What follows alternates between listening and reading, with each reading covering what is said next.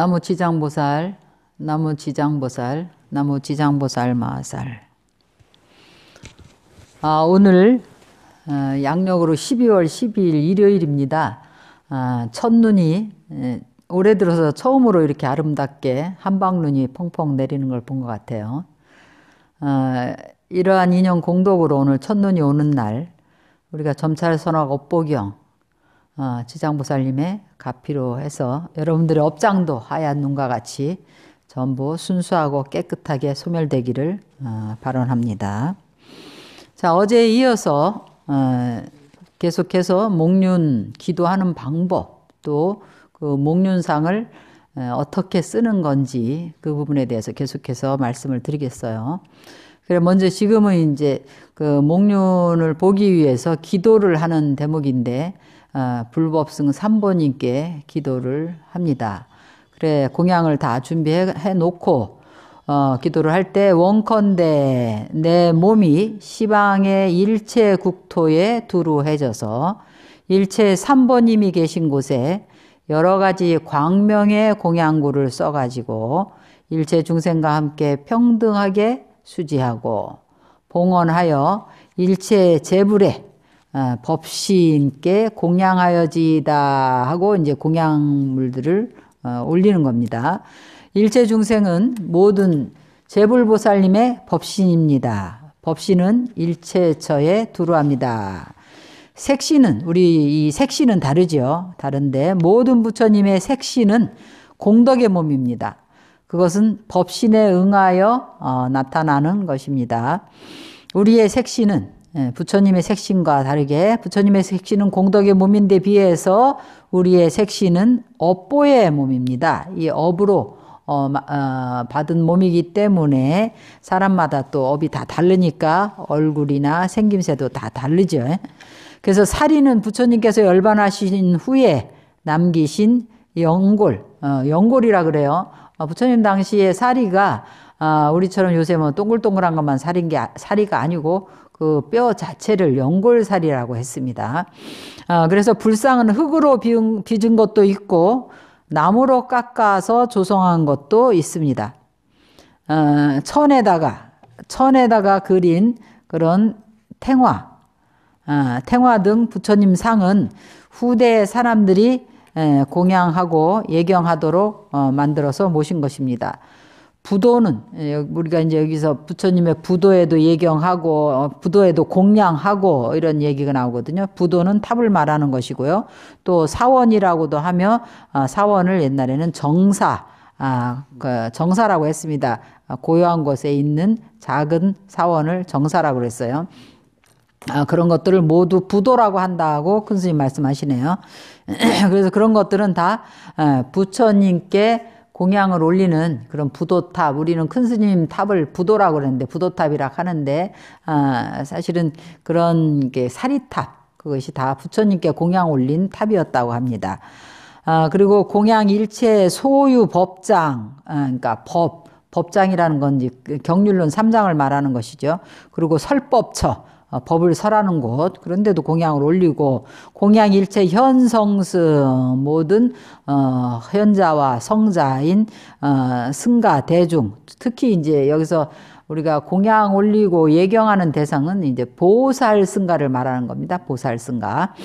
그래서 원컨대 일체 중생과 더불어 내가 이와 같이 여법하게 공양을 수행해 마치고 또 자차로 육바라미를 성취하고 사무량심을 성취해서 일체법이 본래 적정한 줄을 깊이 알고 일체법이 본래 생멸이 없고 한 맛으로 평등하여 모든 허물을 벗어나서 청정해서 필경에 구경에 원만한 것을 깊이 알아지이다 하면서 예경을 합니다. 공양을 올려요.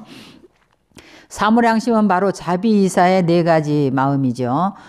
그래서 사무량심, 자는 모든 중생이 다 행복하기를 바라는 마음이 자입니다. 그리고 비는 일체 중생이 고통에서 벗어나기를 바라는 마음이 비인 거예요. 희는 일체 중생의 행복과 공덕을 함께 기뻐해 주는 마음. 그리고 사는 버릴 사자인데 평등한 마음, 좋아하는 것도 싫어하는 것도 없고 또 나하고 친하다고 해서 좋아하고 친하지 않다고 해서 싫어하는 도 없는 그런 평등한 마음을, 청정한 마음을 사라 합니다. 이 네 가지가 사무량심의 무량한 마음이죠. 또 육바라밀은 다 아시지만 보시지계, 인욕, 정진, 선정, 지혜바라밀을 말합니다. 그래서 이 육바라밀을 닦아서 생사고해의 이 사바세계로부터 열반의 언덕에 이를 수 있습니다. 그래서 바라밀이라는 것이 이제 도피안이다. 열반의 언덕인 저 언덕으로 갈 수 있는 그런 행인 것입니다. 바라밀을 행을 해야 우리가 피안의 언덕으로, 열반의 언덕으로 갈 수 있는 거예요. 그러니까 보시도 당연히 아깝지만 해야 되겠죠. 그리고 어렵지만 자신의 몸과 마음을 잘 단속해서 계율을 잘 지켜야 됩니다. 그리고 인욕은 좋은 것도 참아야 되고 나쁜 것도 참아서 자기 마음을 그런 흔들리지 않도록 산란심에서 지켜내는 것이 인욕이에요. 마음을 청정하게 지킨다는 것은, 그래서 부처님께서 희노애락 이전에 도가 있다. 내 마음이 좋으면 좋아 죽고 싫으면 싫어 죽고 막 어쩔 줄 몰라는 것, 그것은 도와는 거리가 먼 것입니다. 그래서 그것도 다 인욕에 들어가는 거예요. 그러한 행들을 잘 지켜내고 부처님 법에 따라서 수행하는 게 정진바라밀이고, 정진을 통해서 선정을 얻는 것이 선정바라밀이죠. 삼매를 얻는 것. 삼매가 깊어지면 자연히 지혜가 나오게 되어 있습니다.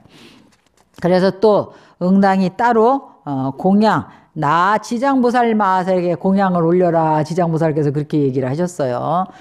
당연히 당신한테 공양을 올려야죠. 우리가 지장보살님을 의지해서 업장을 소멸하고 기도를 하려고 하면서 지장보살님을 빼놓으면 안 되겠죠. 그래서 당신도 나 지장보살 마하사에게 공양을 올리고, 그 다음에는 칭명을 하고 연부를 할지니 일심으로 고하기를 나무 지장보살 마하사라고 연부를 하라고. 그래서 사람들이 의리 물어봅니다. 지장보살 해야 됩니까? 나무 지장보살 해야 됩니까? 이렇게 물어보는데, 사실은 뭐 지장보살님이 지장보살 한다고 가피하시고 뭐 나무 지장보살 한다고 더 가피하시고 그러시겠어요.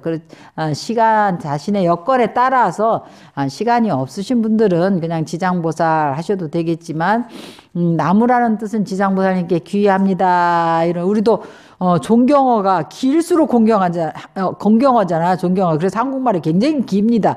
뭐뭐 했어요 하면은 좀 덜 존경어고, 뭐뭐 했습니다. 뭐 이렇게 하면 더 공경어고, 뭐 하여 싸웁니다. 그러면 더 공경어가 되듯이 길수록 공경의 뜻을 표시하기 때문에 지장보살보다는 나무 지장보살 하는 게 더 공경하지 않을까. 그래서 중국 사람들은 또 거기다가 나무 지장왕보살 이렇게 얘기합니다.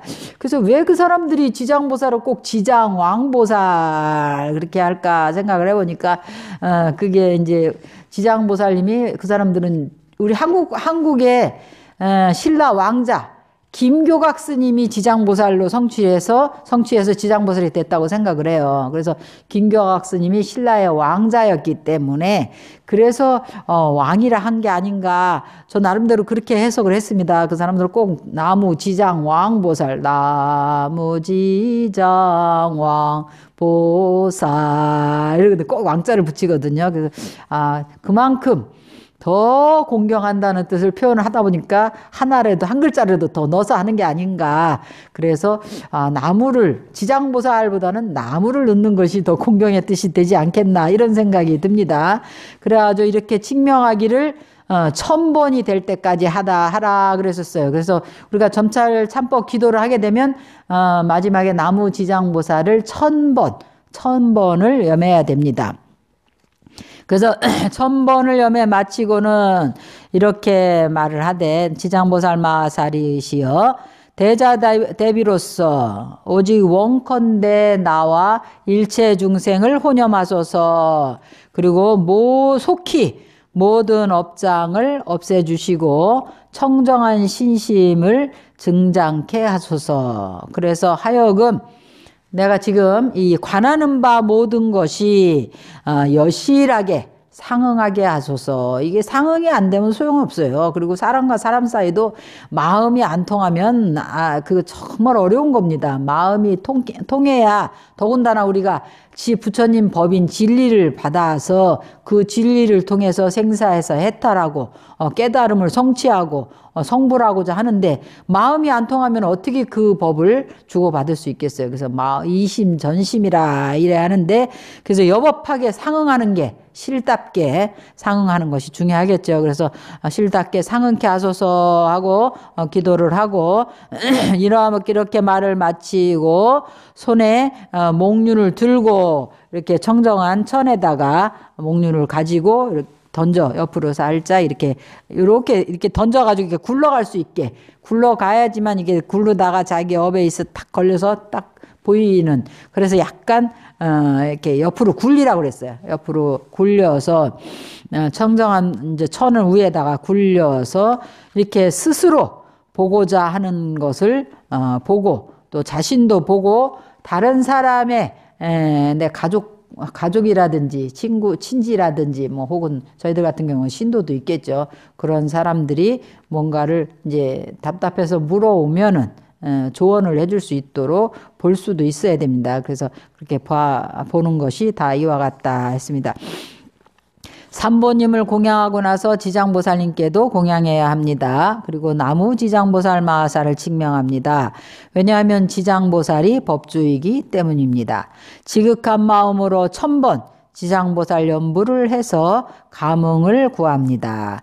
우리가 열심히 불법승 삼보와 지장보살을 관상하고 원만하게 관상으로 공양하고 연부를 했는데 점찰윤상은 던져서 뭘 하겠습니까? 하고 이제 당신도 반문하셨어요.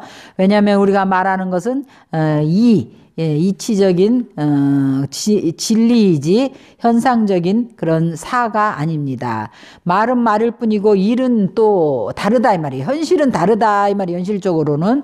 그래서 우리가 현실을 떠날 수가 없습니다. 지장보살께서는 우리가 할 수도 없고 생각대로 안 되는 일들이 있는 것을 아시고 생각할 수 있는 것도 한계가 있다는 것을 아시기 때문에 이 점찰윤상 쓰는 법을 가르쳐 주신 것입니다. 이것은 지장보살께서 우리를 섭수하시기 위한 가장 수승한 성교 방편입니다. 현실 생활에서 이치로서 또 현상적으로 일을 성취하고 일이 또 이치에 개합해서 이와 사에 걸림이 없는 그런 사사무회라 그래요. 그거를 화엄경에서 사사무회의 일실경계에 도달하게 되는 겁니다. 이것이 바로 화엄경에 함축되어 있는 이치입니다. 점찰윤상은 우리가 일실경계를 증득할 수 있도록 도와줄 수 있습니다. 그러므로 이 성교방편을 쓰는 것은 우리가 수행하는데 절대로 도움이 됩니다. 라고 큰 스님께서 강조하셨습니다. 1000번을 염하고 나서 이와 같이 기원합니다. 대자대비하신 지장보살이시여 오직 원컨대 저와 일체 중생을 혼염하소서 속히 모든 업장을 없애어 청정한 신심을 증장케 하소서. 제가 이제 관하는 모든 일이 여실하게 상응하게 하소서. 이와 같이 말을 하고 나서 목륜상을 손에 들고 깨끗한 천 위에 옆으로 던집니다. 이와 같이 스스로의 일을 관하고자 하거나 만약 타인의 일을 관하고자 하면 다 이렇게 하면 됩니다. 점찰윤상을 사용할 때는 절하고 염송하는 외에도 오직 원컨대 나와 일체 중생을 혼염하사 모든 장애가 속히 소멸되게 하시고 장애가 사라져서 청정한 신심이 증장되게 하소서라고 기도를 해야 합니다. 신심을 닦아서 견고한 마음을 갖는 것은 쉽지 않습니다. 생각을 안주하는 것이 정이고 선정을 말하는 거죠. 정이고 법답고 율답게 행을 하는 것이 바로 지혜입니다. 그러므로 일체처에서 정과 해를 표현해서 염주에 도달하려면 반드시 먼저 신심이 있어야 합니다. 그러면 청정한 신심을 증장할 수가 있습니다. 염불은 바로 다른 것을 생각하지 않고 염불만 하는 것입니다. 그러니까 일심으로, 일심불란이 가장 중요한 거예요. 염불할 때는 산란하지 않은 것이 중요합니다. 그래서 염주에 그러니까 염주입니다. 생각염자 머물주자. 염주에 도달하면 바로 청정한 신심이라고 부르는 겁니다. 그러니까 망상과 산란심이 없는 그런 생각이 딱 집중이 되는 그 상태를 염주라 하는데, 그런 상태에 도달해야 청정한 신심이라고 하는 거래요. 점찰 윤상을 사용할 때는 반드시 마음속에 생각하는 것과 요구하는 것, 질문한 내용과 진실하게 상응해야 합니다. 예를 들면 병이 나서 낫지를 않으면 지장보살님께 병이 나을 수 있는지 없는지 이제 알려달라고 하면 점찰 참법 기도를 하고 나서 윤상을 손에 들고 던지면서 이 일을 전적으로 이제 여쭤봅니다. 그러면 지장보살께서 병이 나을 수 있는지 혹은 나을 수 없는지를 알려줄 것입니다. 혹은 이 의사가 병을 치료할 수 없으니 다른 의사로 바꿔야 한다고 말해줄 수도 있습니다. 혹은 약을 잘못 복용하고 있으니까 그 약을 복용해서는 안 된다라고도 얘기할 수 있대요. 말해줄 수 있고, 189종류의 내용이 그 점찰 선악업보경에 다 이렇게 기록이 되어 있습니다. 그걸 보고 이제 목륜을 던졌을 때 거기에 맞춰서 대답이 나오는 거예요. 그래서 189가지 종류의 내용을 모두 잘 기억해 두십시오. 그 안에 다 설해져 있습니다. 다 사실 외우기는 쉽지 않겠죠. 이제 경전을 보면 나오니까. 성실하게 상응한다는 것은 마음속에 생각한 것과 질문한 내용과 지장보살님의 대답이 서로 맞아야 합니다. 상응이란 인도말로는 바로 요가입니다. 요가가 곧 상응이래요. 인도말로 요가가 상응한다는 뜻도 있다네요. 일체 법성과 상응하는 겁니다. 일체 사물과 상응하는 것입니다. 이렇게 기도를 해서 마치고 나서 목륜을 손으로 잡습니다. 손에 올려 깨끗한 천 위에 옆으로 던집니다. 깨끗한 천이란 깨끗한 수건이나 손수건, 뭐 여기는 지금 비단천으로 이렇게 해왔는데 깨끗한 천이면 됩니다. 그리고 가장 좋은 것은 한 조각 비단천이 가장 좋다고 그러셨네요. 그러니까 이 비단천을 해놨나 보네. 왜냐하면 목륜을 던졌을 때 굴러야 하기 때문입니다. 손에 올릴 때는 손바닥이 위로 향하게 합니다. 목륜을 던질 때는 바로 수행할 때 쓰는 그런 목륜을 말하는 것이고, 두 번째 목륜은 탐진치, 신구의 삼업을 가리킵니다. 첫 번째 목륜은 십선업과 십악업을 가리키는 것이고, 이것은 참회할 때 쓰는 것입니다.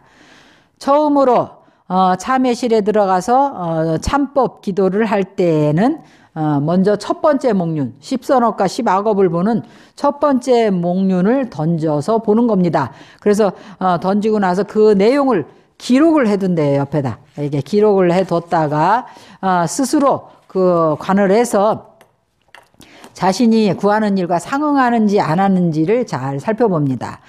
그리고 다른 사람의 일을 관할 때는 그것도 이제 잘 기록을 했다가, 다른 사람이 목륜을 쓸 줄을 몰라서 어떻게 해야 될지 그런 걸 이제 쓸 줄을 모르니까 우리가 그 사람을 도와줘야 될 이런 인연이 있는 사람일 경우는 여법하게 그렇게 기도를 해서 그 사람 대신에 목륜을 관찰을 할 수가 있습니다. 점찰 윤상을 사용하는 사람은 윤상을 쓸 때는 어떻게 써야 하고 어떻게 점찰을 해야 하는지 그런 거를 제대로 알고 그냥 장난스럽게 마음대로 해서는 안 되고 아주 진중하게 또 지장보살님한테 기도를 잘해서 내 마음이 딱 집중이 될 때가 있어요. 그래서 지장보살님하고 딱 굉장히 상응이 오늘은 잘 되는구나 할 때지, 왠지 어떤 때는 기도를 해도 마음이 산란하고 집중이 안 되는 때가 있습니다. 그럴 때는 윤상을 봐도 상응을 하지 않습니다. 이건 제 경험이에요. 그래서 집중이 잘 될 때 윤상을 보면 상응을 합니다. 그래서 윤상을 이제 보는 사람은 그 나타나는 업에 따라서 일일이 자세하게 이제 관을 검증을 해야 된다 그랬어요. 그래서 이게 순수하게 십선업을 갖춘 사람도 있고 십악업만 나올 때도 있고 선악이 이제 교차해서 나올 수도 있고 그런 것들이 이제 나오잖아요. 그러면 그 이와 같은 업의 인과 종류가 다 다르기 때문에 그 습관도 다르고 습기도 다르고 과보도 달라서 각각 차별이 있습니다. 그래서 부처님 세존께서는 그 부분에 대해서 이렇게 여러 다른 경전에서도 굉장히 많이 설해 놓으셨습니다. 그래서 응당이 사유하고 관찰해서 그 나타난 업의 종류를 잘 사유하고 관찰해서 금생에 내가 받고 있는 과보와 그런 업보들과 길흉이 있잖아요. 겪고 있는 그런 일들과 잘 맞고 있는지 안 맞는지, 그리고 번뇌업의 습기가 그런 내 습관하고 그것도 잘 맞는지 그런 것도 잘 관찰을 해야 됩니다. 그래서 그것이 이제 맞으면 상응한다고 하는 것이고, 맞지 않으면 상응하지 않은 것입니다. 그래서 점찰 윤상은 그 선악의 업이 다 드러나는 사람도 있고, 이미 이제, 완전히 무심의 경지에 들어가서 번뇌가 없는 무루의 지혜에 들어간 사람은 아무것도 나타나지 않는데요. 그리고 오직 이제 해탈만 구하시는 그런 분들, 세간의 그런 과보를 전혀 개의치 않으시고 즐기지 않는 분들한테는 그런 업들이 아주 미약하기 때문에 나타나지 않을 수가 있다는 거예요. 그래서 이미 수행이 다 잘 되시고 또 오롯하게 수행이 잘 되고 세간의 일에 대해서 전혀 마음에 관심도 없고 미동도 없는 분들은 사실은 점찰 윤상을 점쳐볼 필요는 없을 것 같아요. 왜냐면 잘 드러나지도 않는다고 그러시네요. 그래서 이 신구의 산물으로 짓는 업이 것을 다 모두 업이라고 부르는데 선업도 있고 악업도 있습니다. 반드시 이치에 맞게 관찰해야 하고 순수하게 10가지 선업을 구족했다고 나타난다면 현생에 수행을 잘하고 있을 뿐만 아니라 전생에도 성근이 두터워서 지장보살께서 인정을 해주신 거예요. 긍정을 하신 것이니 자신이 성근이 있음을 알고 본래에 있는 이러한 성근의 기초에서 계속해서 증장시켜야 됩니다. 지난 시간에도 제가 얘기했지만 제가 대만에서 알고 있던 그 처사님, 그 거사님은 정말로 완전히 성근만 나오더라고요. 선업만 나와가지고 악업이 하나도 안 나오는 걸 봤어요. 근데 우리가 보기에도 정말로 희유한 그런 마음을 가지고 실천을 하시는 거사님이었거든요. 그래서 성근을 증장시키는 것을 증상련이라고 합니다. 우리가 불교 용어로 증상련은 우리에게 신심이 증장되게 해주고 수행이 증장되게 해줍니다. 만약 한 가지도 선한 생각이 없다면 10개의 윤상이 다 악으로 나올 것입니다. 과거 현재 성근이 없어서 악한 일만 한 것입니다. 이와 같이 전부 악업만 있다든지 혹은 전부 선업만 있다든지 하는 경우는 지극히 드뭅니다. 우리는 일반적으로 모두 선과 악이 섞여 있습니다. 과거의 지은 인이 여러 가지로 다르기 때문에 선업 가운데 악업이 있고 또 악업 가운데도 선업이 있는 것입니다. 우리들은 어떤 때는 선한 생각을 해서 삼보님을 생각하고 어떤 때는 나쁜 생각을 해서 나와 남의 시비를 가리면서 뒤얽힌 생각 속에 하루 종일 번뇌하면서 하루를 보냅니다. 우리가 매일 이와 같이 업을 지으면서 내생까지 가지고 갑니다.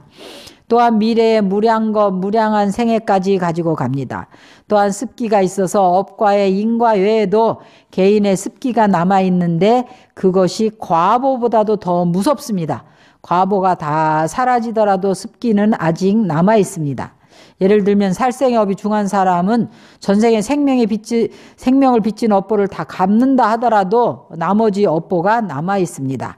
또 만약에 구업 가운데 망어나 기어, 양설, 악구의 업을 많이 지었다면 금생에 말을 할 때마다 문제가 생기는 사람이 있어요. 그리고 어떻게 말을 들으면 괜히 기분이 나쁜 사람이 있고 또 말만 들으면 시비 구설이 생기는 사람이 있는데 그런 무슨 일이 생기든지 시비가 유난히 많은 사람이 있습니다. 그것이 다 과거에 지은 업보로 생기는 것임을 알아서 금생에 전적으로 구업을 참여해야 되겠죠. 구업을 참여해야 합니다. 이렇게 참여를 하게 되면 어려운 경계들이 바뀔 수 있습니다. 만약 지장경을 독송할 때 다른 사람의 해방을 받게 되면 무슨 업 때문인지를 봐야 됩니다. 자신이 생각한 문제와 윤상에서 대답하는 상이 부합하면 상응하는 것이고 상응하지 않으면 마음이 오롯하게 마음이 오롯해지지 못한 것입니다. 그래서 허망한 사고가 있고 상응하지 않는 현상이 나타나는 것인데요. 만약 점찰 윤상에서 선악의 업이 모두 나타나지 않는다면 이 사람은 이미 무르의 지혜의 마음을 증득해서 삼계를 벗어났다는 증명입니다. 아라한들이 바로 그렇다는 거예요. 아라한은 이미 모든 번뇌를 다 벗어난 그런 분들을 이제 사과의 아라한이라고 그러거든요. 그래서 이미 일체지를 증득해서 유루의 업이 미약해서 증장되지 않아 과를 불러오지 않기 때문에 윤상에서 나타나지 않는 것입니다. 그래서 보살은 인을 두려워하고 중생은 과를 두려워한다 이런 말이 있습니다.